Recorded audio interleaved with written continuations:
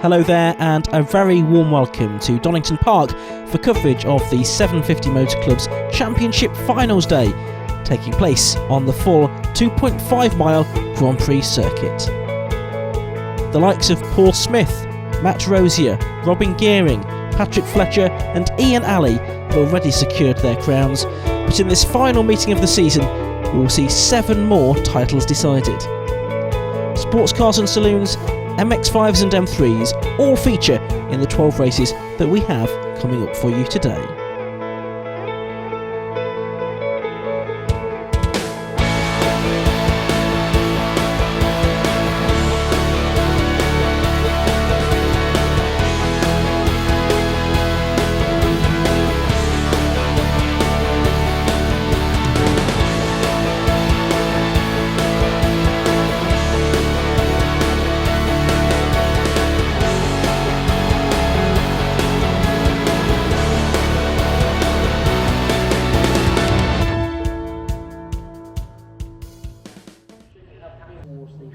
Two races to go in the 2016 TEGIWA Civic Cup, and the Class B Championship has already been resolved in favour of Carl Swift, but Class A is still to be decided. That's for the 1.6 litre cars, and coming into this weekend, just 4 points separating David Buki, Chris Kuma and Ben Sharp. Red lights go on and the race gets underway, and Ben Sharp it is on pole position. Doesn't make the best of starts. So it's Martin James from the outside of the front row. We've seen him out in the M3s already. He makes the best of the starts. Ben Sharp back to about 4th or 5th, I think, as they go through Red Gate for the first time. But don't forget, there are 2 classes: Class A for the 1.6 litre cars, Class B for the more modern 2 litre cars, and points scored separately within each class. So it's where they finish relative to their classmates, if you like, that really matters. On board with number 5 Mark Hughes, who started well down the order on row 16 of this 30 plus car grid. That's the 20 car of Christian Line that's got it wrong through the old hairpin, drops back from that 4th row starting position, losing quite a few places, I should say. Martin James it is then that has the lead from Carl Swift, the man that clinched the championship just at the last meeting. He is in 2nd place then. There's Line on his recovery drive. These cars look absolutely fantastic. What can Mark Hughes do then in that car number 5? He's been a regular in the Civic Cup for a little while now. Good to just listen to these cars. Joe Locke, as you can see, right ahead of us in his orange car. Newcomer to the Civic Cup for this season, the man from Bebington. So James and Swift it is, the ex-stock catch and auto grass race that goes through. It looks like Danny Winstanley there in 3rd position and Ben Sharp in 4th, and crucially at the head of Class A. Chris Kuma, you just saw there, the number 55 car, the white car with the black roof. He's the 3rd of the potential Class A champions, but he started back on row 5 for this race. Buki was on row 3, and Ben Sharp, the Northampton driver, as I say, was on pole position, but has dropped back down to 4th place now, and it might be 5th before too much longer. Indeed it is 5th position, because I think that's Mark Rice, number 34, that has gone through, and there's Buki. So Buki pretty much right behind Ben Sharp now, and he will be a threat, make no mistake about that, before this race is much older. That's the 77 car, the sinister looking black machine of Dan Reason, and he's just ahead now of number 5 Mark Hughes. So you can see Mark has made up several places in the early stages of this race. There's Kuma just going through short now, just in behind the James Griffith number 27 car, one of the more modern cars, the red car with the yellow sign writing on it. And that looks like Mervyn Beckett going through there in the number 32 car. That's the ex-Andrew Gorgler machine. He's made the switch from Class A to Class B part way through the season, ex-classic stock hatch racer. So Martin James, number 90 it is that leads. Carl Swift, number 45, is in 2nd place. And then by the looks of it, it's Danny Winstanley in 3rd place. Gap opening up now between the top 2. Carl Swift outbrakes himself, does he? He's gone very deep into the corner. Mark Rice, meanwhile, has made a bit more progress. He's now side by side for 3rd position with Danny Winstanley.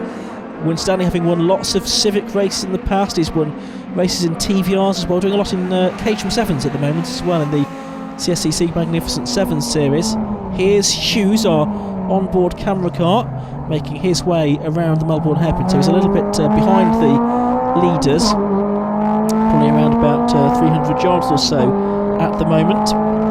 He's climbing back up to the Goddard's left-hander. On he goes. Oh, and who's that ahead of us? It's the number 3 car, which is Luca Diella. The driver from Seaford's had a moment, but has got back on circuit in front of us. Well, this is that battle for 3rd position then. It's between Rice and Winstanley and Ben Sharp. It looks like Tom Bell now has made his way into 6th position. Tom Bell, who's been racing hot hatch during the course of this season. Look at this, side by side for, well, what is now 2nd position, because Carl Swift has dropped back. So it's James leading, and now it's Mark Grice, number 34, that goes through into 2nd position. Mark Grice, coming to the end of his first season of racing in the TEGIWA Civic Cup, had a good first meeting at Alton Park in wet conditions. They suited his driving style, having come from autograss. And now he's learning the circuits a bit more and going really well here at Donington Park this weekend. Up to 2nd position now. He qualified on row 3 but didn't make the best of starts necessarily, so he's had to claw his way back up the order, and he's now ahead of the much more experienced Danny Winstanley. And Carl Swift in 4th, Ben Sharp 5th, and there's Tom Bell, the ex-Stock Hatch champion, in 6th position in that plain white, looking like it's rolled straight out of the production line and had some stickers put on it, number stickers put on the side of it. There's Buki, who's not really catching the Class A leader, and there's Chris Coomer, number 55, and he's doing battle with Treble 2, which is Matthew Ellis, so he's embroiled in battles with Class B cars rather than focused on trying to catch his Class A rivals, which is what he really needs to do. If it stays like this, he'll concede the lead in Class A going into the final round of the season, which will take place later on this afternoon. But there is Treble 2, Matthew Ellis, the driver from Sevenoaks in Kent, just behind Chris Coomer, number 55 from Preston. He's won 4 times this season in Class A, Buki 3 times, and Ben Sharp 5. Ooh, was there even a little bit of contact there? There may just have been. If there was, it was very light and certainly not intentional. But it looks like that bumper may be deranged on the front of Chris Coomer's car, or it might be an optical illusion. Now, the other car involved in all of this, look for number 44, which is Mark Higginson, brother of the RGB champion Matt Higginson, who had a win in the early part of this season but has not done the majority of the rounds this year. That's the fight for 2nd, 3rd and 4th. Grice, Winstanley and Carl Swift making their way through the Craner curves once again. Winstanley, I wonder if he's got something up his sleeve in that SW Motorsport car that he's running in this weekend. Can he fight back to try and get back ahead of Mark Grice? There, though, is the race leader, number 90, Martin James, who's not done all of the races this season by any stretch of the imagination, but he has had a win last time out at Rockingham, and he's had 4 the podium finishes, so the races that he has done has been reasonably successful in. And now Winstanley has fallen to the back of the group. He's fallen behind Carl Swift, and Tom Bell you can see there in 5th position, and in 6th place is the yellow car of Ben Sharp, who is still leading Class A. One thing of note here as we look at the damage on the front of Luca Diella's car, not quite sure how that occurred. Maybe it was the off at Goddard's a few laps ago, possibly he made contact with something, and one through the gravel there at McLean's is number 52, which is William Beach. Well, he's found the beach, hasn't he, up there at McLean's. He started on row 13. Here is Martin James, though, with actually Mark Grice closing down on him now in the closing stages of this race. So we may yet have a challenge for the lead before the end of it. Oh, and someone out braking themselves. That's one of the Class A cars. Getting back on track. There's Mervyn Beckett having a good battle, and another driver which is in big problems there. That is number 53, which is Paul Bancroft, the man from High Peak, in one of the area motorsport run cars, one of the Rob Baker prepared machines. But Mervyn Beckett certainly having a good old scrap right in the middle of the field. Last lap board is out now, by the way. He's doing battle with that battle-scarred Luca Diella, number 3. As I think for position just outside the top 20. Someone's bumper has gone through Burton as well, and is now precariously in the middle of the circuit. Green flags waved by the marshals. Oh, there's probable owner of that bumper, by the way, just going past it. Oh, and problems. I did see some smoke a second ago. That's for number 20, Christian Line. He looks to have had an engine issue, possibly out of the race now.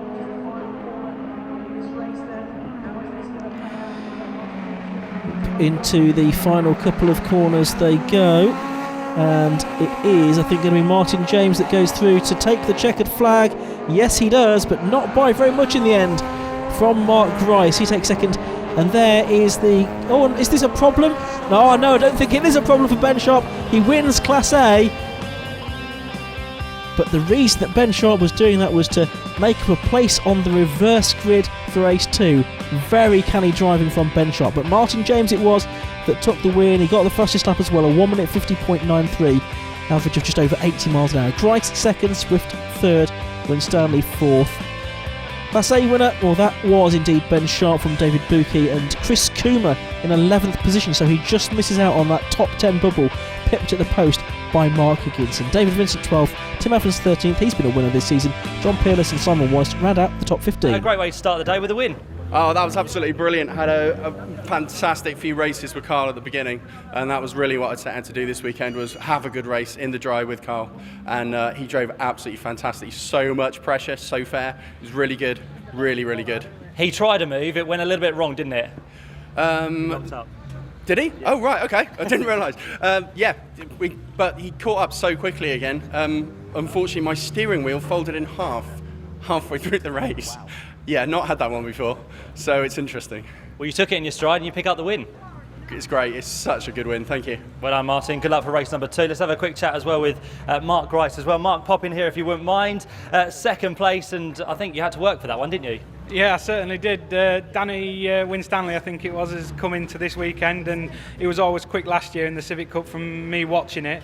And so I knew it was going to be a challenge with a big grid, but over the moon, I think that's my best finish so far in the Civic Cup this year, my first year of doing it, so I'm almost secured second place, just one more race to go. Yeah, that's the thing you're looking for, is runners-up spot, isn't it? It certainly is, yeah. I'm real good friends with Carl.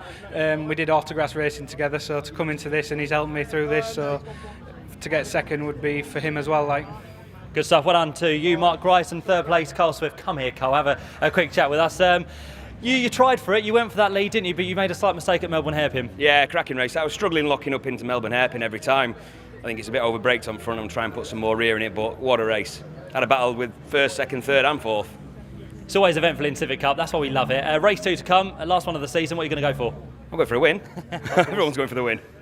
Well, good luck, Carl, all the best. Brilliant, cheers. Great round at Rockingham. Not a bad day here at Donington so far. No, yeah, very good. Happy with pole this morning in the slippery conditions. In the wet, I knew I was going to get eaten by the 2 litre cars at the start, and I made a really poor start myself, and made it hard work. And after that, I was just trying to manage the gap, because for the top 10 for the reverse grid, we wanted to make sure that my rivals, who I've got to beat in the next race, are not too far. So if I'm right, I think Chris is on pole.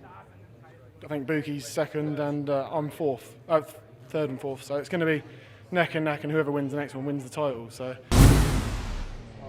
The second race of the day for the TEGIWA Civic Cup. The top 10 finishers from race 1 have been reversed, and that makes the grid for race number 2. So it's Mark Higginson on pole position, a 32 car grid. There's no Christian Line.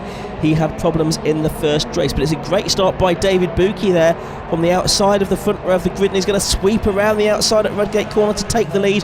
Ben Sharp trying to follow him, and it's those two drivers that are disputing the Class A Championship, as someone going wide through the gravel trap there. That I think was Mark Gibbons in the 1-2-3 car that we're on board now with number 5 Mark Hughes as he drives through Hollywood and down through the Craner curves for the first time. In the first race, He came up the order to finish in 20th position. Oh, and Danny Winstanley's off through the gravel. There was another one off as well, I could see on the other side of the circuit. Winstanley will rejoin. He started the race on row 4 of the grid and would have been hoping for good things here, but I don't think that's going to come to pass. Bukit is ahead of Sharp, so Sharp did make it through, and it's those two drivers that are in this Class A title decider. Whichever one of them finishes ahead is going to win the Class A championship. Tom Bell it is who's made his way up to 3rd position from 6th on the grid. Mark Higginson, the pole position man, is in 4th spot at the moment. They're making their way through the Fogarty S's for the first time. Looks like Ben Sharp gets a good run there on the man from Preston, David Buki.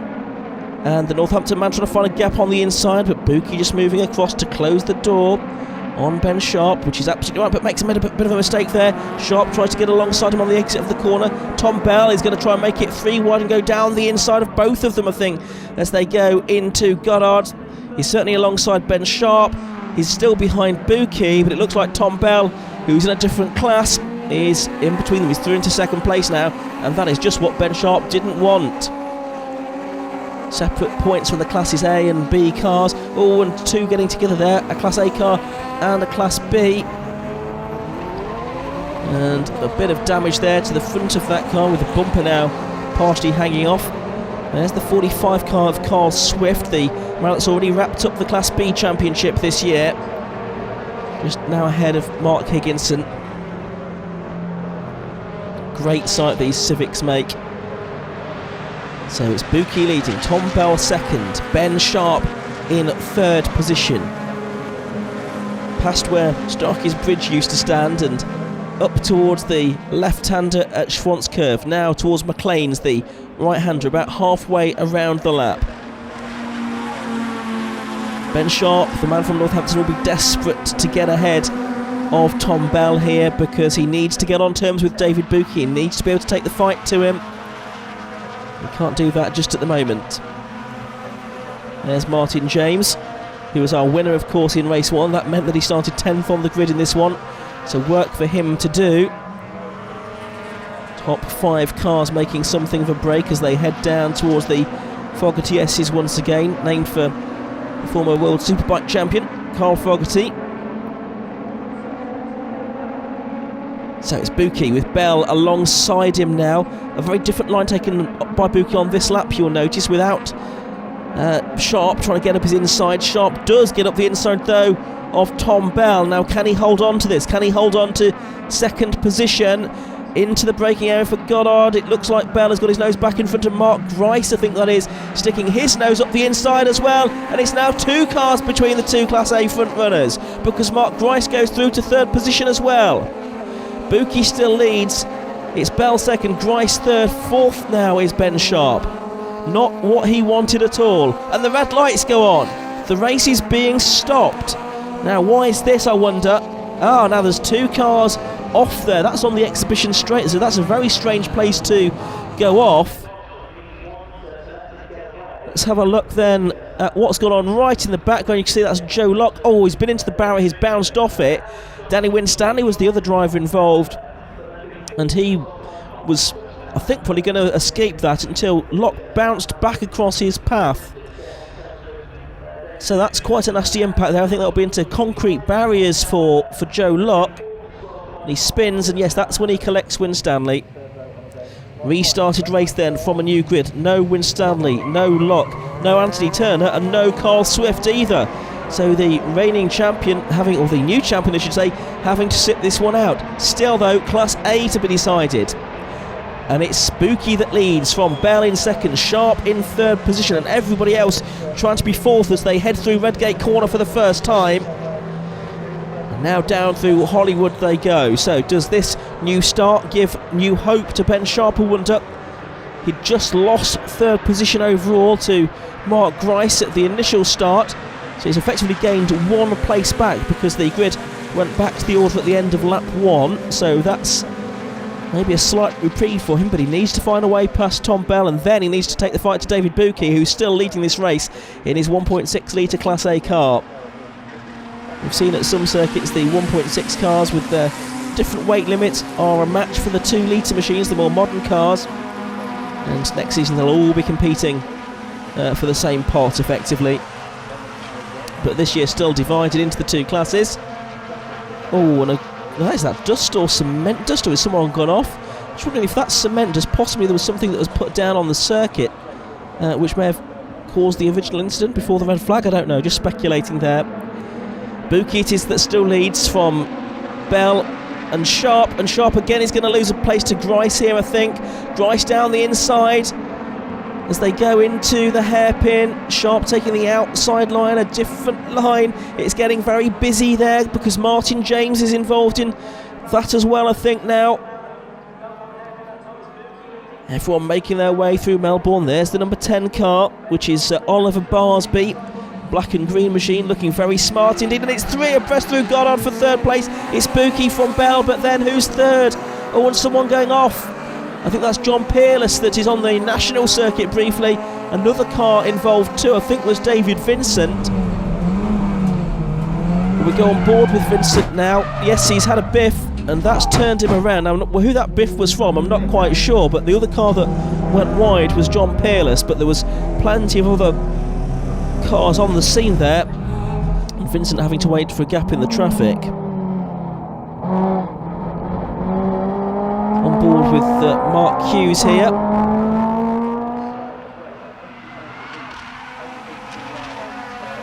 Well, the lead has changed. It's still Buki ahead in Class A though, crucially, as we see the red and yellow number 27 car of James Griffith go through.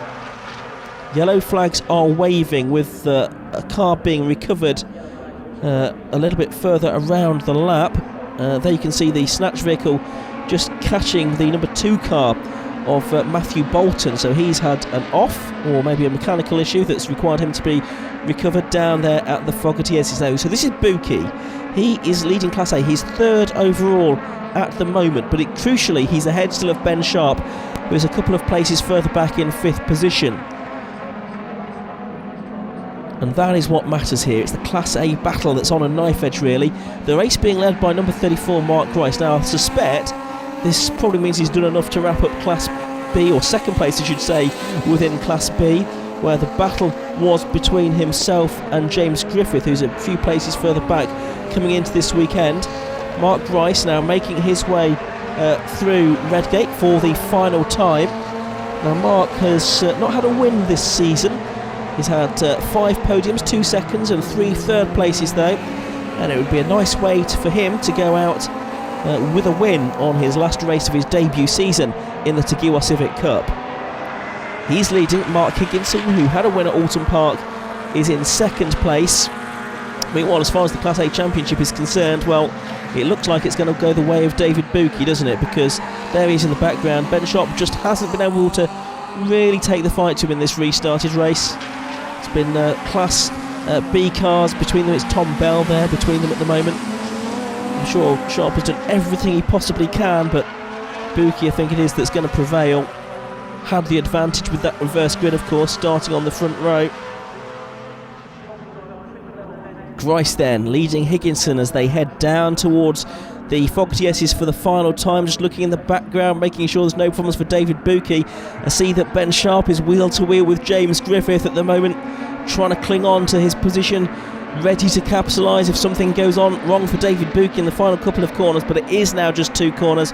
Down towards the Melbourne hairpin for the final time goes our race leader Mark Grice, and Buki and Tom Bell alongside one another there. Tom Bell's run wide, and this is going to mean that Ben Sharp's going to make up a place here. You can see a battle scar, the bumper having been ripped off his car there before the restart of the race. But it's going to be Mark Grice that comes through to take the overall win, with Mark Higginson in 2nd place, and then 3rd position goes to David Buki, and he goes across the line now, and he's done it. He's taken the Class A Championship from Ben Sharp by the narrowest margin. Sharp up to 4th place in the end. It was so close for the championship between those 2 cars. Rest of the field just making their way through now, but Class A has been decided in favour of David Buki.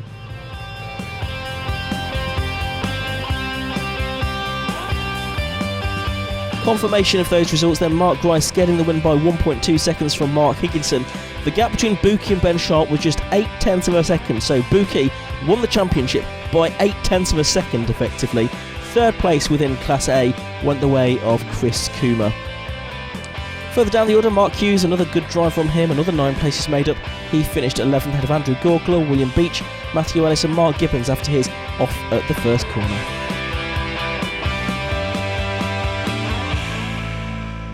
And as you can imagine, a very emotional David Buki down here, third place in the race, first in class, and this year's 2016 champion. David, many congratulations. Thanks. How does it feel? Oh, unbelievable. You know, last year finishing joint points, coming back and winning it this year, I couldn't have. I don't know what to say. Ben Sharp has definitely made it hard for you as well. Oh yeah, I mean he's a fantastic driver, along with Chris as well. You know, coming into this weekend. It could have been anyone's, couldn't it? But although the Class A has been a small grid this year, you know, the racing's been far from small. It's been an amazing season and some quick lads in that class.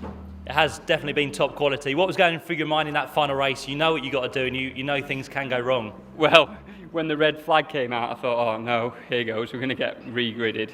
And when we got re-gridded, but not in single file, I was like, oh, flipping it, that's put Ben back in the... You know, because obviously I got a EP3 between, but I knew I had to get to that corner first, and I did, and I made it stick, and I just carried on. David, many congratulations, a deserved champion. Good luck for next year as well. Thank you very much. Cheers.